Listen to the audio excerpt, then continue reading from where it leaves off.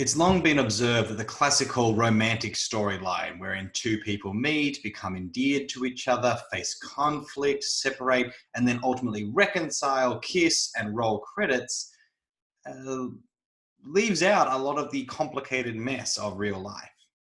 That ending with happily ever after ignores both the deep work and growth, but joy that comes from lifelong union, or maybe doesn't come from lifelong union as the complications of real life crash in on the fairy tale story. But there's another kind of common storytelling trope which also ends in potentially overly simplistic way, and that is in any kind of action movie or crime and punishment drama, courtroom drama, these kind of thrillers, is basically bad guy doing bad things, good guy catches them, dust your hands, they're off to prison, everything's served, and we can move on with our lives in blissful peace. But this obviously ignores not only the messiness of the good guy, bad guy dynamic in the real world, but also this whole idea that simply putting someone in a prison cell solves all the problems and serves justice and serves society. And in an increasingly complicated world where we see larger and larger mass incarceration, the racialized component, the class component, the profiting of private prisons, and the just general awfulness that is this system, we need to go beyond the Hollywood ending. We need to look at what is happening and why it is happening. And for that reason, this week on Love, Rinse, Repeat, we're talking about prison abolition. To do so, our guest is Hannah Bowman. She's a layperson in the Diocese of Los Angeles, where she works as a literary agent and serves as a volunteer chaplain in the LA County jails. Hannah is the founder of the Christians for the Abolition of Prisons, and the website you can find in the show notes. We talk about it at the end. Is an amazing, well-resourced website that you should check out, Christians for the Abolition of Prisons. She is pursuing an MA in Religious Studies at Mount St. Mary's University in Los Angeles. My name is Liam Miller. Welcome to Love, Rinse, Repeat. Please make welcome our guest today, Hannah Bowman. Hannah Bowman, welcome to Love, Rinse, Repeat. Thank you for having me. Now, today we're going to talk, people have seen this in the title already, that we're going to talk about prison abolition, and particularly about Christians for the Abolition of Prisons. So that's going to be one thing I guess we're going to find out about your personality. But if we were asking you to list three things, what would the other two be that people might want to know about you, just to get us to know you a little bit before we start this conversation? Well, it is worth knowing that I am a literary agent by day. I represent mostly authors of science fiction and fantasy novels, and so that's a little bit separate from the prison abolition thing, although, I think they do intersect in interesting ways. I'm interested in revolutionary storytelling, and I find that these questions that we're going to talk about accountability and violence and the cost of violence and how do we live together in community become really essential in fiction, and are what interests me in that kind of speculative fiction as well. So that's one. Another thing about me that is maybe not commonly known is that I'm also an organist, which I have been told explains my prickly personality. I have not been able to play much recently because I have a young child, but prior to that, I was a, semi-serious amateur organist, and I enjoy it because I enjoy playing the keyboard with my feet, and also what my father refers to as the artillery aspect of playing the organ, the part where when you hit the really low notes, the building shakes. Yes, yeah. Oh, great. That's a great little mix of things. So thank you for letting us in there. So let's get on to the other side then of prison abolition.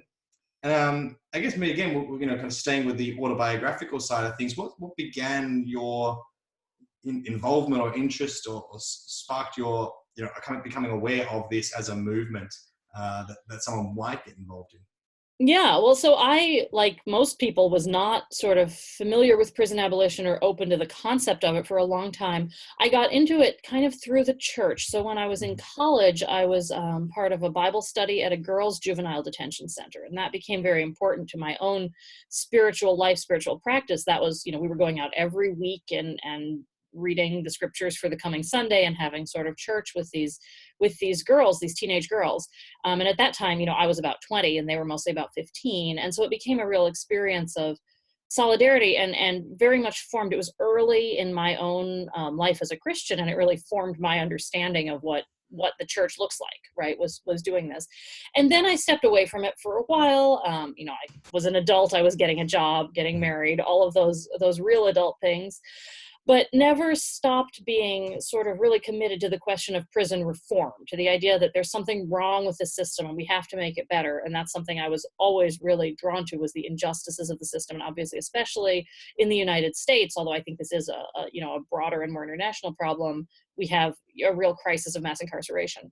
So for a long time, I was approaching it from this sort of, I think, more common prison reform standpoint that Christians are pretty comfortable with, right? Like, we want to do ministry in prisons. We want to make conditions better. In the States, we talk a lot now about the new Jim Crow and about sort of ending mass incarceration and approaching it from a racial reconciliation perspective. But people usually don't want to make this step to abolitionists. So I was reading all these sources. About 6 years ago, I got really invested in this again and started reading everything I could get my hands on, right? Following abolitionists on Twitter and just getting as involved in sort of research in the culture as I could. And what really made it click for me was a book by Maya Chenwar, who is an abolitionist organizer in Chicago. Her book was Locked Down, Locked Out: Why Prison Doesn't Work and How We Can Do Better. And I should say, this is a perk of my day job. She's now my client because I love this book so much. But I was reading it. I was sitting on a train coming back from New York City late at night, and I was reading this book, and I remember reading it and thinking, she lays out the problems with prisons through journalism, because she's a journalist, but also through the personal story of her sister's experience with addiction and incarceration. And then towards the end of the book, she starts talking about restorative justice, about other examples of work that people are doing to deal with the issues of crime and harm and violence without using prisons. And she's explaining how these possibilities can work, and she's laid out why prisons don't work, just like the title says. And halfway through this book, I realized, oh, this is such a relief. I can stop feeling like I have to say, oh, well, but we need prisons for some people. I've been holding on to this idea that, no, this tragic necessity of having prisons, that it's something we have to have for the safety of our society. And it was this tremendous relief, this real epiphany to say, I don't have to do that. We can say prisons are inhumane, and therefore prisons are unjust. This is not necessary. There are better ways for us to do justice. And, we don't have to compromise with evil for the sake of safety. So it was really a profound kind of moment for me. And from that moment, I said, I guess I'm a prison abolitionist. I didn't realize it, but it's a huge relief to be able to call myself that. So I want everybody else to have that kind of epiphany too. That's great. No, thank you. I was curious, it's interesting because, that language, obviously, particularly probably in the US of abolitionists has a strong heritage and evokes, other key movements. How, I guess, does the prison abolitionist movement kind of, I guess, sit or like, is that language chosen specifically because of its tie to history, or is it just like the best? I think that language is chosen very explicitly because, especially in the United States, you can't talk about prisons without talking about race and without talking about slavery. And that's been laid out very clearly in books like The New Jim Crow, in Ava DuVernay's documentary 13th, and, by Angela Davis, by other people in the movement who've made really clear that this is a continuation of this system of racial control that derives from slavery, right? This is about colonization and enslavement and all of these sort of power structures that are deeply, deeply baked into kind of the original sin of our nation's founding. And I think that is relevant to other nations as well, right? I mean, this colonialism is not a problem exclusive to the United States.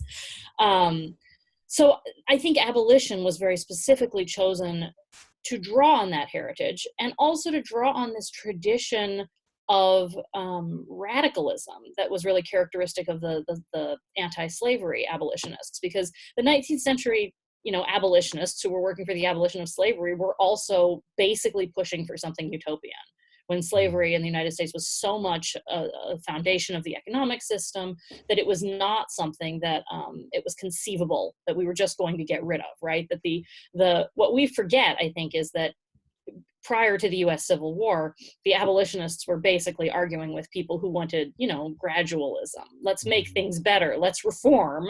Let's move away from having quite so much slavery, but not too fast. And what the abolitionists really were saying was, no, we can get rid of this, and we have to get rid of this altogether. So I think that's very, it's a very explicit connection. Mm.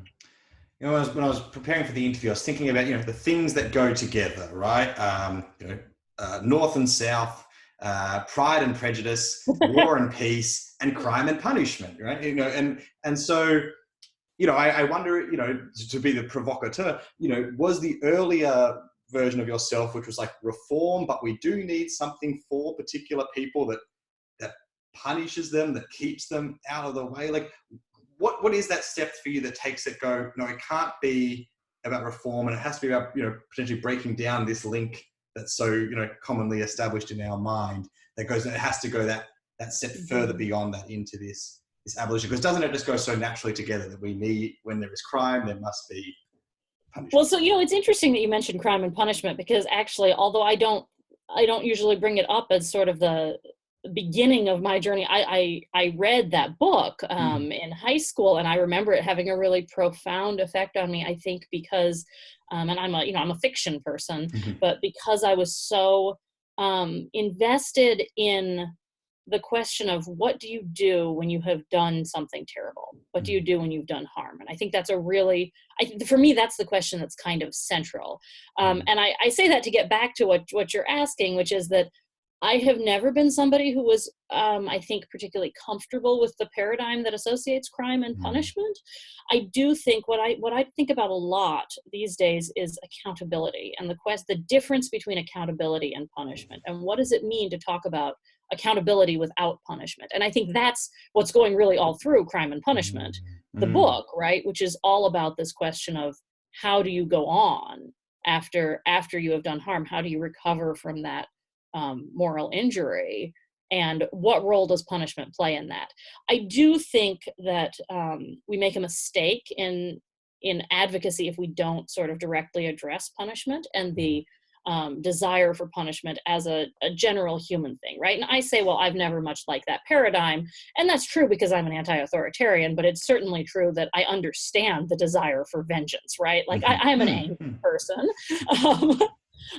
I don't like my enemies. And so I think there is something really deep in the human psyche that has confused accountability with punishment, or that has this desire for punishment, or that associates justice with punishment. And we see it in our religious texts, and we see it in our religious impulses as well as our political impulses. And I think that's important for us to grapple with. And so part of where the theology of prison abolition becomes relevant to me is, I think accountability without punishment is the goal, and I will talk about that for hours and more if you want to talk about what that looks like in practice.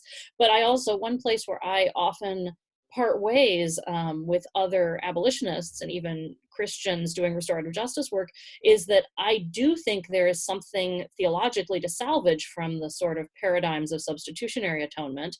I say that cautiously. I used to use the language of reclaim, and I wouldn't do that anymore because I think the criticisms of how those theologies are really harmful are valid criticisms. But I do think there are ways to, creatively build sort of counter narratives using those language and those symbols. And I think we should do so because I think that question of substitution, that question of vengeance, that question of punishment gets at something which is really central to how we engage with each other as humans, and that we're using those religious symbols to talk about something very deeply rooted. And I think ultimately drawing on that language and that sort of symbolic register gives us tools for overcoming those vengeful desires in a way that simply saying, well, we don't need that, we're past that, doesn't. Thank you for that. I think it was interesting you raising there, like, one of the big questions we should be asking ourselves is, okay, what is the purpose in an ideal situation of prison? Like, why do we have this thing? And I think because that's often something we just got to the point we take it for granted that it has to be there. And then, because I think even you might be able to say that, like, even if we had some ideal of, okay, this is why it's here, for whatever, protection of the vulnerable in society from those who don't act responsibly, some sort of, like, ideas of reform and rehabilitation, all that, like that. Then even if you take that, those at their most ideal kind of, I think, are so now divorced from the reality of what prison is actually doing, of the amount of people who are in there just simply because they couldn't pay bail for a non-violent crime, right? Or the amount of people who are who are completely robbed of any chance to learn and educate and connect with a new community, and thus enter into some sort of rehabilitation or open up new pathways for them. And so even like that, I think that's probably something that, like, a lot of people who might be knee-jerk dismissive of abolition haven't done that connection of, well, why do you think prisons are there, and do you know what the reality is of what they are doing to human beings? Right. So if you talk about the reasons for having prisons, the kind of classical 4 reasons are incapacitation, deterrence, rehabilitation, and punishment, right? And the problem with these, you'll immediately realize, primarily, is that they work against each other. Incapacitation is, I think, the one that people think of the most when they're actually arguing against abolition. They're saying, but what about these people who are going to commit future terrible crimes? Don't we need to lock them up so that they don't?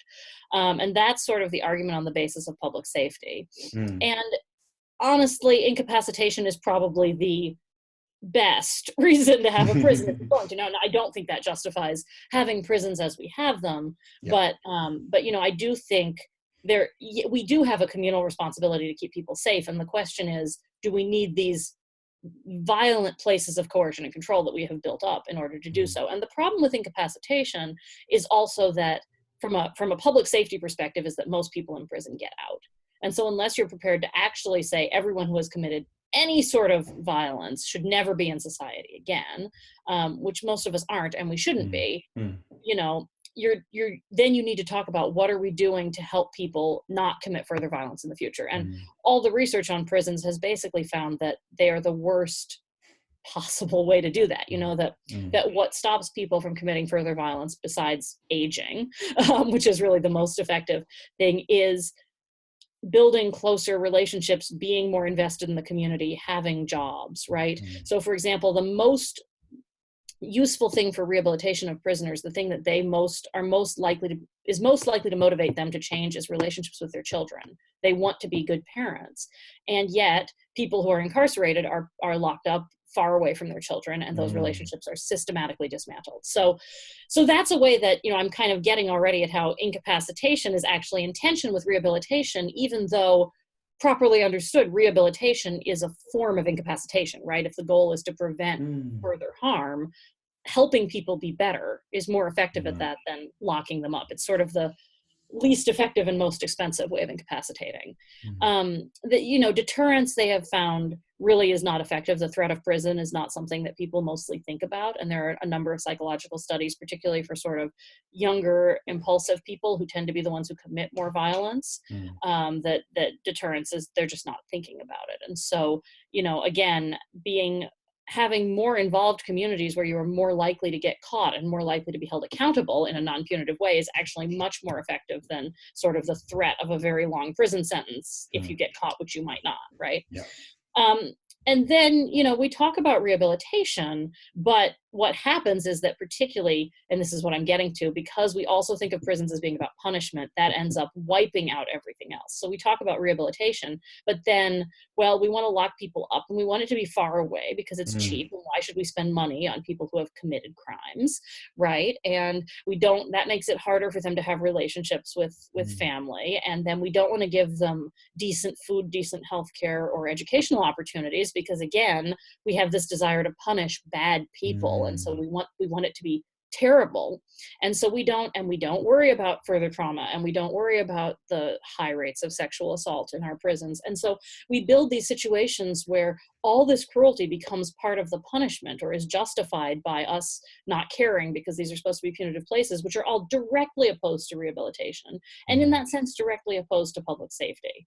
So there's this, what I find is that this desire for vengeance pulls down all the sort of nobler goals of prisons, and that any time you build a system which is based on coercion and exclusion, like a prison, and is vengeful, that desire for punishment or for vengeance is going to weight it down and sort of overcome everything else.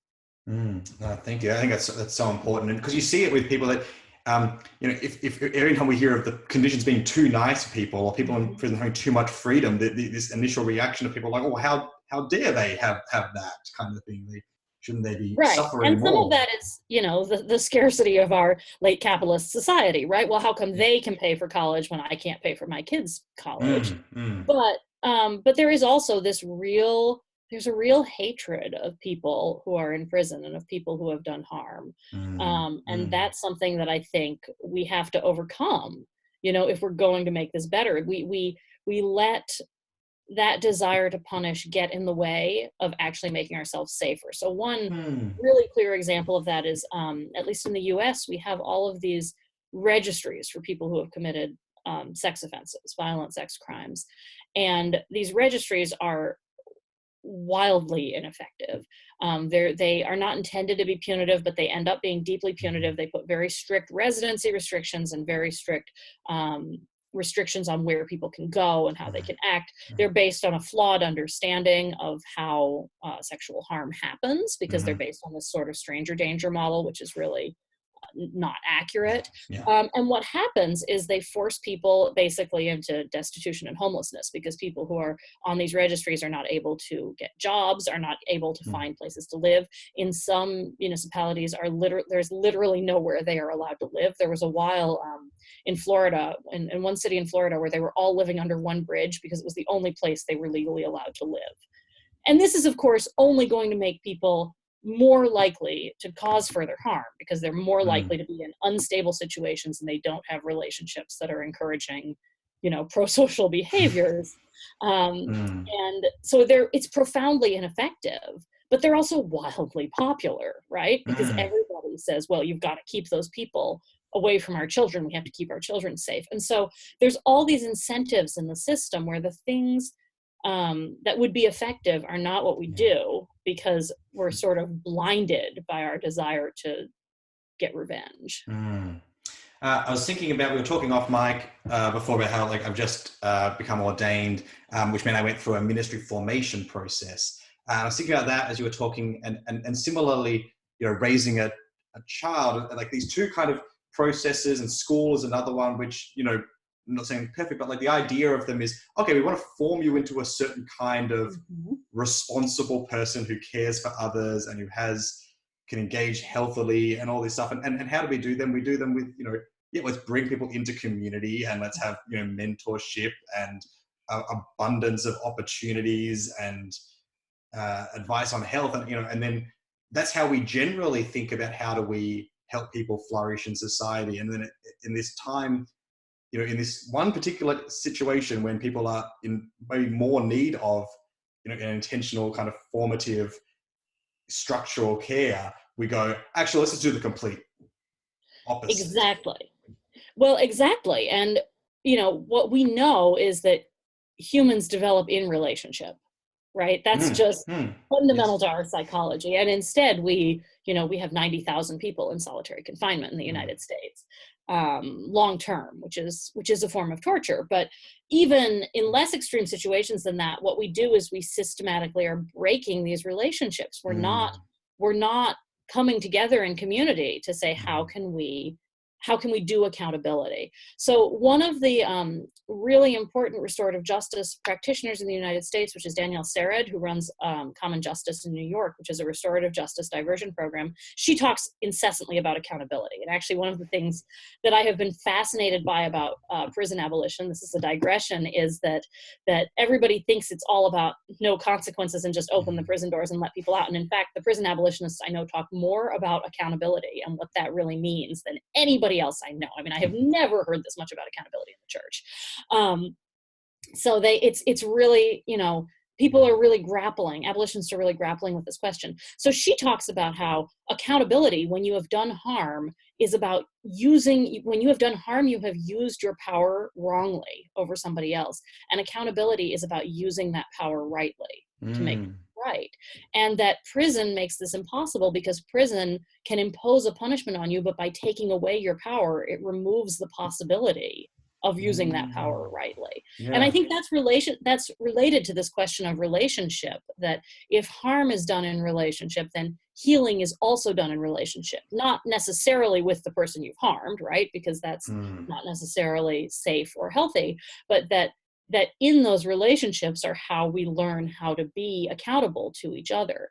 And so I think building those relationships is really essential and is effective, and is hard to do because, when people have done harm, our tendency is to banish and exclude. And then you look even in prisons, because one of the other things that interests me about prisons is that people really do build meaningful communities of solidarity in them, right? I'm a volunteer chaplain in the county jail here, and what you notice is that people are supporting each other because they're in this together, and we're just kind of there witnessing that. But what was really another thing that was really striking to me and sort of really clarified the nature of the problem for me early on was in a book I was reading. This is by Victoria Law, who is also my client because I'm snapping up all the abolitionist writers I can. But this was in her first book, which is about resistance movements in women's prisons, and specifically the ways in which women's prison resistance takes different forms than men's, and tends to be very much based about solidarity and mutual aid and sort of cooperation for improved conditions.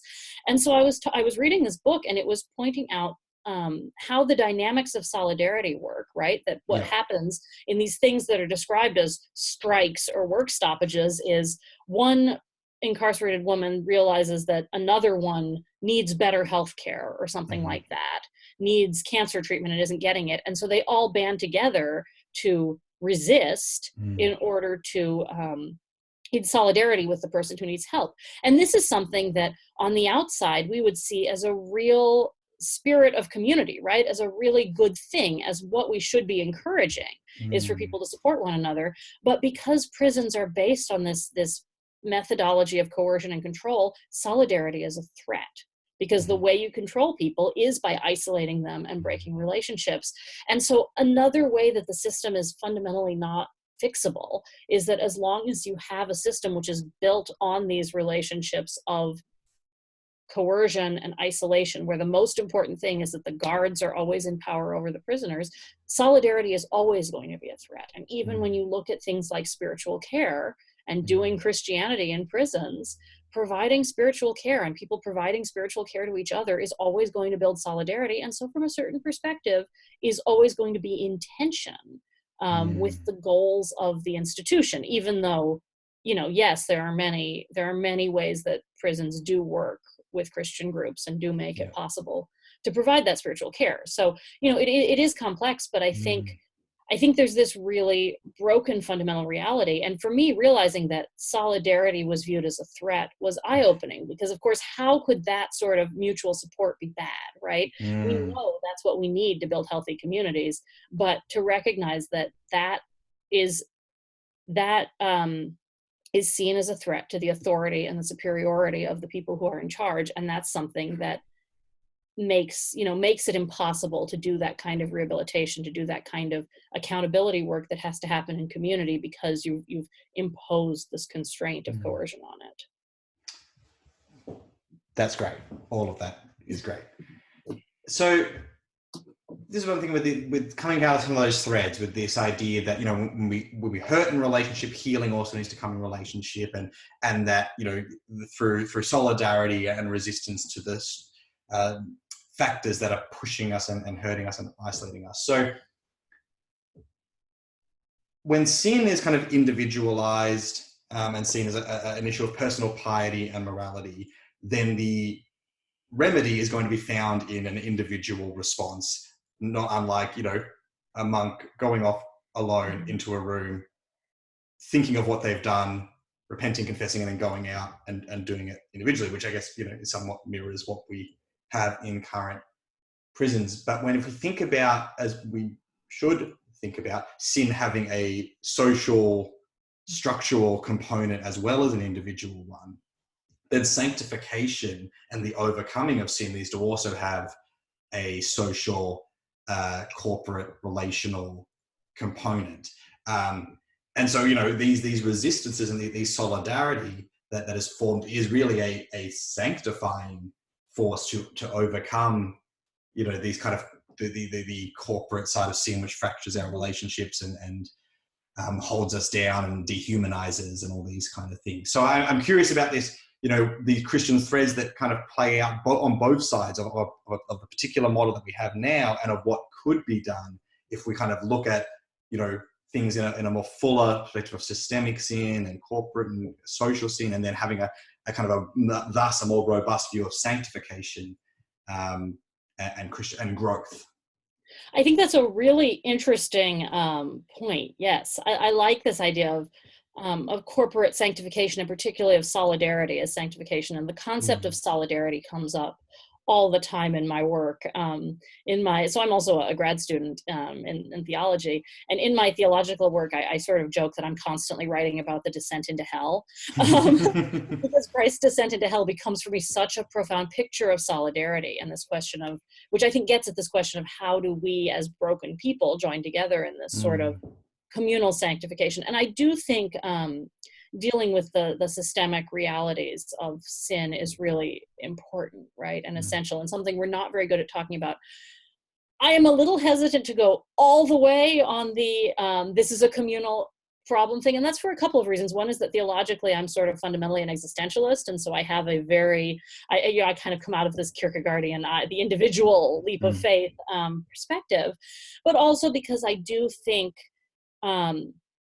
what's so interesting to me in like restorative justice work, or what's sometimes called transformative justice, which is much more about transforming the systemic conditions, is always maintaining this tension between this productive tension between the systemic side, the what caused this and how do we change that, and how do we look at the influences on us, but also maintaining this really robust focus on personal accountability, right? That you can provide all the reasons for why this happened, and you should change those, because as a public health matter, public safety matter, we should be changing the systems that lead to this.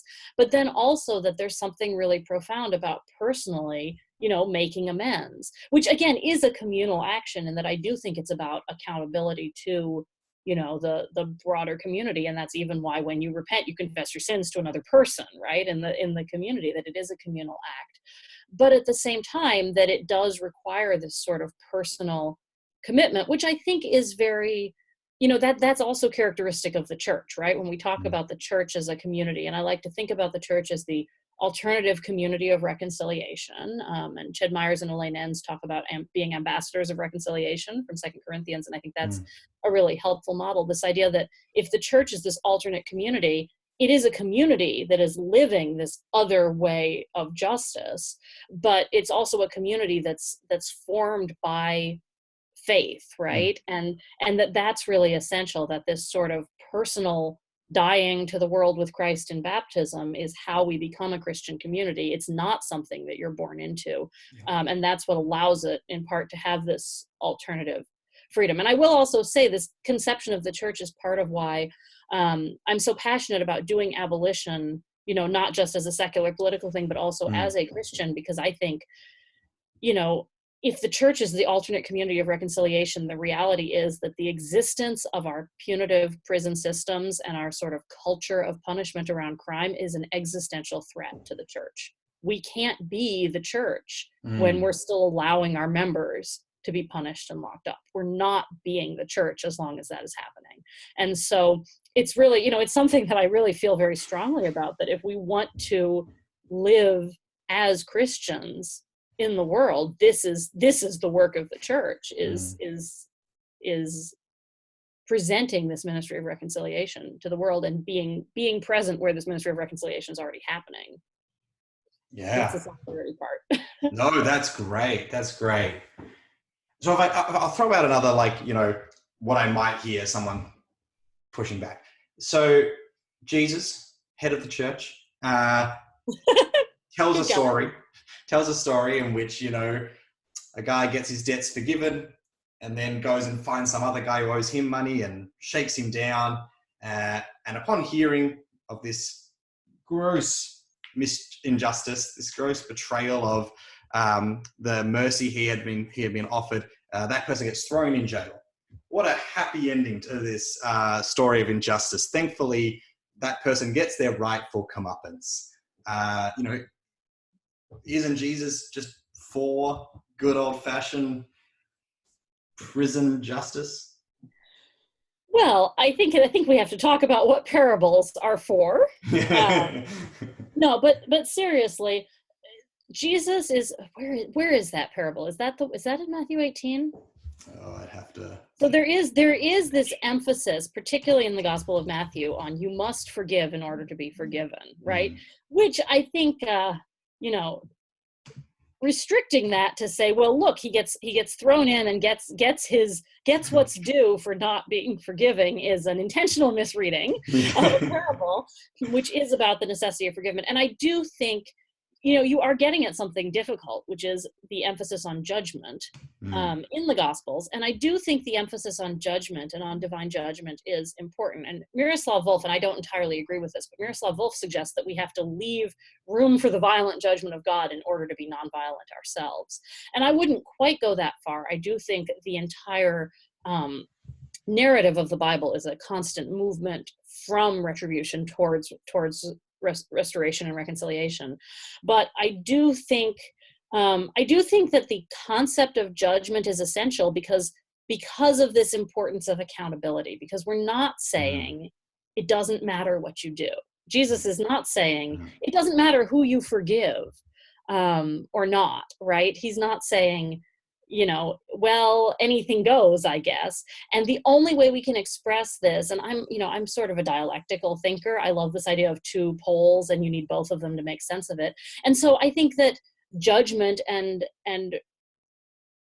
mercy, I guess we could call it, forgiveness, reconciliation, are these two poles that always have to go together in order to show us this picture of what accountability without punishment looks like. So the goal isn't retribution. The goal isn't good old-fashioned prison justice. But if we just see, and then all was forgiven and everybody, and nothing matters, we don't understand accountability. And so I think Jesus is presenting to us in the only way we can see it, and I think in the only way we can conceive of it, this dialectic that says, well, there's judgment, which has an element of punishment, but is mostly about ending the harm, about casting down the mighty, right? About making sure people don't have the power to do further harm. And then there's reconciliation. And the reason I was asking if that story's not in Matthew 18, there's a very similar story in Matthew 18. And I think it is because the whole 18th chapter of Matthew is about conflict and reconciliation. And it is in 18, sorry. I should confirm that. And I'm remembering this from Ched Myers and Elaine N's book, which goes through the whole structure of Matthew 18 as being about restoration and about the importance of restoration, sort of ending with this stinger of a parable of you better do it or else. But that's also the chapter that has the parable of the lost sheep. And that the parable of the lost sheep is in fact about saying no one is banished or excluded. It comes right after these sort of warnings to people who are harming others, right? Don't harm people. Better if a millstone were tied around your neck and you were cast into the sea. But this is the kingdom of God, that we go after the one sheep that was lost, right? And so I think the context of this whole pericope is restoration and forgiveness and the importance of moving to this restorative model of justice But the only way you can tell that is sometimes by telling stories that end in judgment. And that, that parables also, Louisa Shatroff talks about how parables are not just the story, but also how we respond to them, and that our way of responding to them can understand that this is about restoration. And so when we see this about judgment, we're not saying, well, in fact, judgment is the last word, but we're saying, no, judgment, the casting down of the mighty, is part of what's necessary as part of this process of reconciliation. And what this is really pointing us to is the complexity of accountability, right? The fact that you can't just say, well, all is forgiven, but also you're going to hold yourself accountable, because that's not how humanity works. And again, this is where we get at, I think, some really deep tensions in sort of our psychological and communal lives, and how do we overcome sin and emphasize accountability, right, without sort of first judging and condemning it. Yeah, thank you for that. I think that's really helpful, and you made a great response to a very silly question. And I think you're right, because you think about, something like Jesus and Zacchaeus, there's a judgment on Zacchaeus's ill-begotten wealth that then leads to, a actual action that, looks at transforming not only his own life, but the lives of those whom he has wronged by returning and things like that. So, that there is judgment, tied in with that, but there's also, it's about looking toward a more reconciled and restored community. Right. And Zacchaeus is a great example, or even to go back to, Crime and Punishment, right? Which really is a great psychological picture, I think. All the judgment in that story happens before he ever goes off to the gulag, right? I mean, before he goes off to prison after being sort of reconciled and saved already by Sofia Simonovna. And so he's, you see this whole picture of judgment, and in his self-condemnation, and in the how he responds to that. And I think that's what we're talking about when we're talking about judgment, is not necessarily externally imposed punishment, and certainly not punishment for the sake of vengeance or retribution, but is instead about, what does it look like to make this right? What does it look like to give away all of your wealth, to make amends? And what does it look like to sit with someone you have harmed, which can be a very difficult thing to do. Yeah. So you mentioned before how you're a volunteer chaplain in a prison, and that you did Bible study in the juvenile girls facility, and have that experience. How important is it that people who are committed to the abolition of prisons continue to engage in the actual brick and mortar prisons that exist? Because I think often when we have movements that are about the completely getting rid of something, there is the thing of, well, we just have to then extricate ourselves completely and push it from the outside. But I know a lot of people who are very committed to abolition are also very much present in the church, in prisons. Well, I would say, first of all, everybody should do abolition however they can, right? Sure. Yes.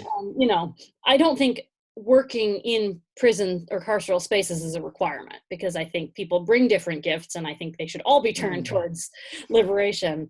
Having said that, I think from a theoretical perspective, the reason that we keep engaging in these institutions, in these spaces, is because really abolition is a movement being led by people who are incarcerated, right? And that this is the movement for liberation that's coming from inside the prisons, because that's where Jesus is inside the prisons among the people who are incarcerated, right? That's what he tells us. And so we're going there in solidarity with that. So that's sort of a theoretical abolitionist response.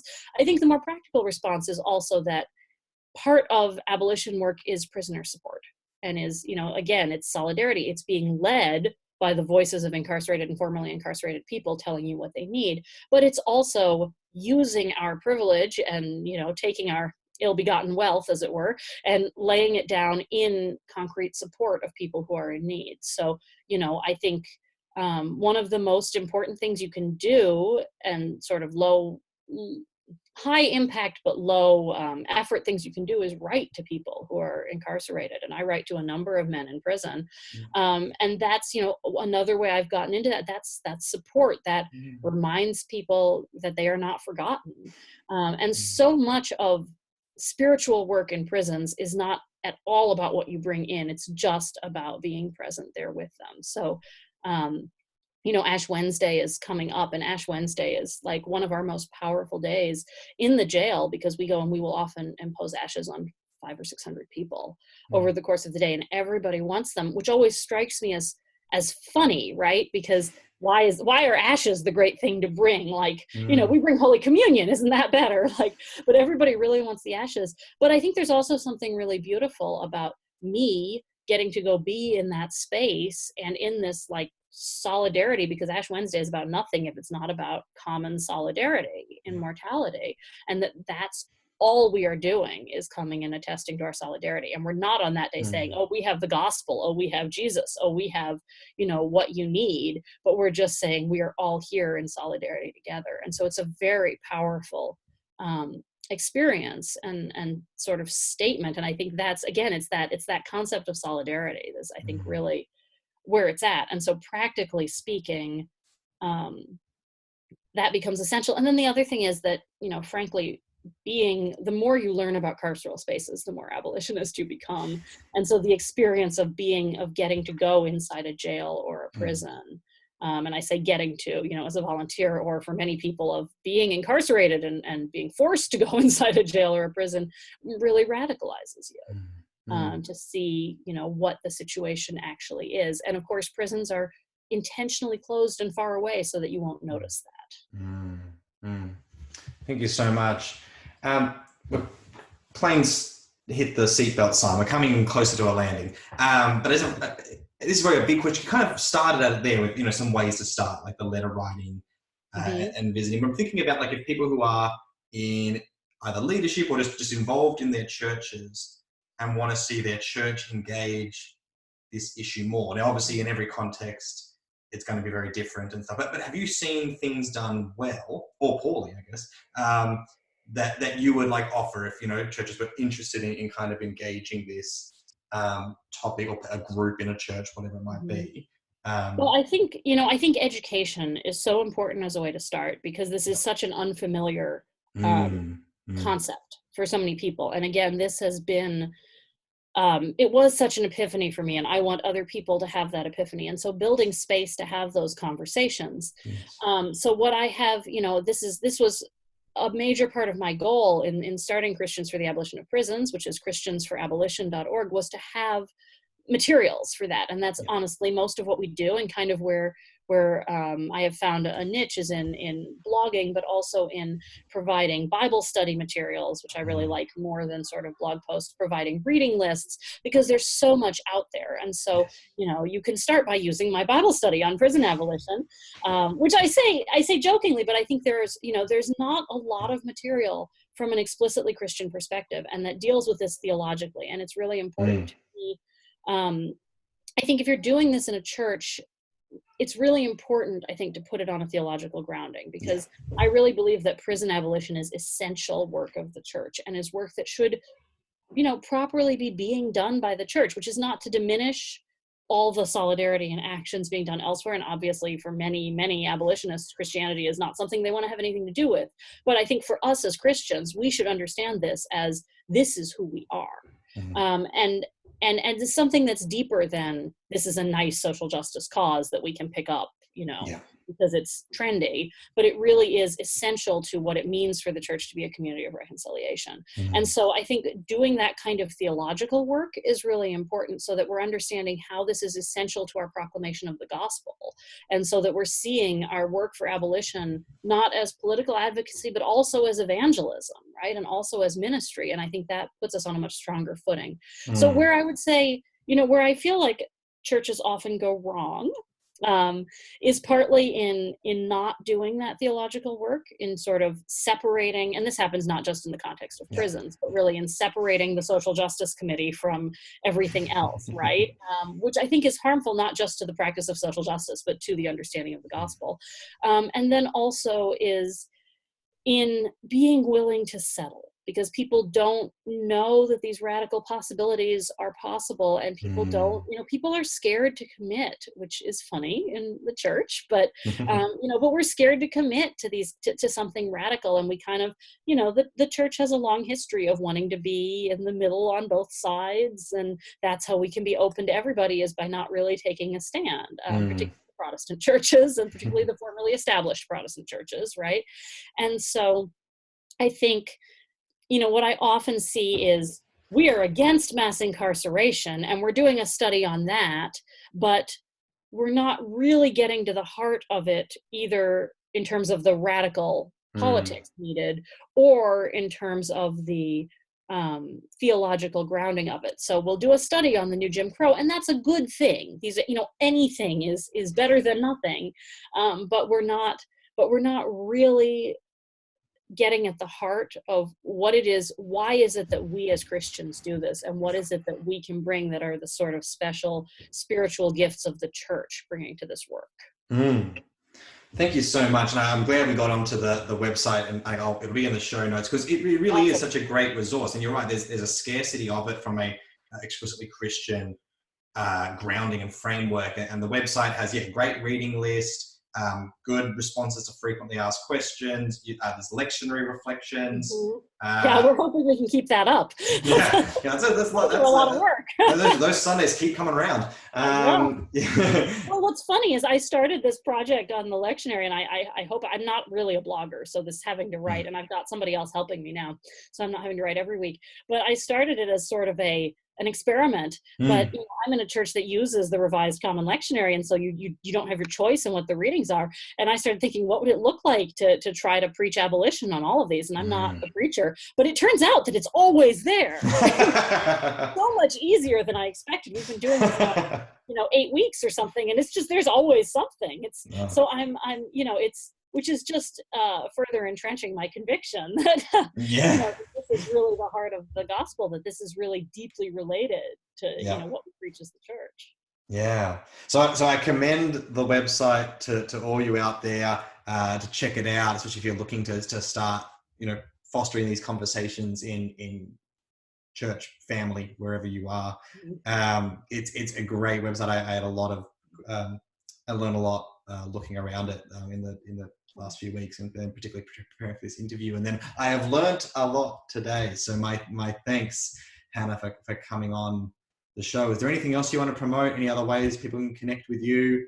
Do you want to plug? You can plug literary books. That's also fine. What should we be looking for on our bookshelves, or adding to our wish list? I mean, I love all of my clients' books, and you can Google me and find lists of those, or follow me on Twitter, where I do most of my advocacy. But no, I would really encourage people to check out the website, and there are ways you can contact me through there. I'm at the other end of that contact form. And so if you are looking for ways to get this started in your, whatever your context is, I want to help you. So, and for people in the States, we do also organize some writing to incarcerated people, which is, letters that come to my PO box, which I'm happy to forward on. And that's, so that's always an option. And there are other programs for doing that as well. So that's always a great way to get started. But mostly, I got into this by reading books and just being horrified by what I saw there. And so I think the most important thing I would say is bear witness, because these atrocities are all happening on our watch, and it's very easy to ignore, and it's very easy not to see, and it's very hard to look at, because it really makes you, question the goodness of the world, and really drives home the ways in which we have misunderstood justice, and the ways in which we really do grievous harm to one another. And I think it is worth looking at that when and as we are able, so that we can have an accurate understanding of sort of the spiritual enemies we fight, but also be confident in God's victory over them, and that when we do abolition, we're not doing this ourselves, but we're participating in something that Jesus has already done. Thank you for that, and for those listening in Australia, this is clearly an issue that we also are grappling with, and we don't have the population of the US, so the numbers are not as astronomical, but the racialized nature of the prison system and the colonialized legacy that it brings, and is still so prominent here. And and immigration, work needs to be done. closely related issues of immigration and refugees too. Yes. Yeah, and the way we've been locking up refugees offshore, and it all has resonances here. So the work is happening and needs to happen here too in our churches. So I encourage us to be having that conversation too, and not be thinking like, oh, the US, they really messed it up. Like, let's not let ourselves anywhere near off the hook. Tradition of restorative justice work also in Australia and New Zealand that's drawing on the indigenous practices. So we'll link to some of that as well. So please, we should be checking that out. But Hannah, thank you so much for coming on, for talking about this work, for doing the work, for the incredible resource you have gifted the church. So thank you so much, and we really appreciate it. Thank you. It was lovely to speak with you today. Oh, you're welcome. Thanks everyone for tuning in. We'll see you next time.